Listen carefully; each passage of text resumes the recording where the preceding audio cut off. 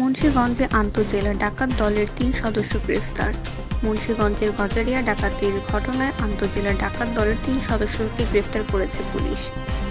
মহাসড়কের উবার চালক সেজে প্রবাসীদের গাড়ি লক্ষ্য করে ডাকাতি করত তারা। বুধবার ২৬শে জুন দুপুরে পুলিশ সুপার সংবাদ সম্মেলনে এ তথ্য জানানো হয়। ডাকাতির ঘটনায় লুটের একটি স্বর্ণের চেন, একটি আইফোন এবং একটি সিম্ফনি মোবাইল ফোন উদ্ধার করা হয়েছে।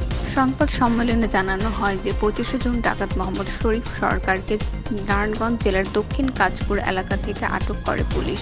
পরে ডাকাত শরীফ সরকার এর দেওয়া তথ্যের ভিত্তিতে ডাকাত মোহাম্মদ রানা ও মোহাম্মদ সাজেদ আলমকে আটক করে পুলিশ।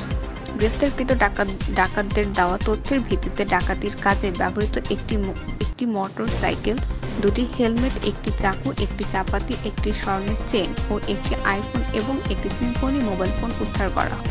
সংবাদ সম্মেলনে মুন্সিগঞ্জের অতিরিক্ত পুলিশ সুপার অ্যাড ক্রাইম মোহাম্মদ বদিউজ্জামান জানান, গত ৮ ডিসেম্বর ২০২৩ রাত ৩টার দিকে মুন্সিগঞ্জ জেলার গজারিয়া উপজেলার বাউশিয়া ইউনিয়নের চর বাউশিয়া ফরাজিকান্দি গ্রামের ঢাকা-চট্টগ্রাম মহাসড়কের মেঘনা গোমতী সেতুর ওপর ৬-৭ জনের সংঘবদ্ধ ডাকাত দল এ মামলার বাদী প্রবাসী জনাব ওসমান এবং তার ব্যবহৃত একটি প্রাইভেট কার আটক করে ডাকাতি করে।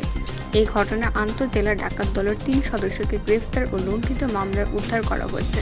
তথ্য ও চিত্রে মুন্সিগঞ্জ থেকে লিটন মাহমুদ।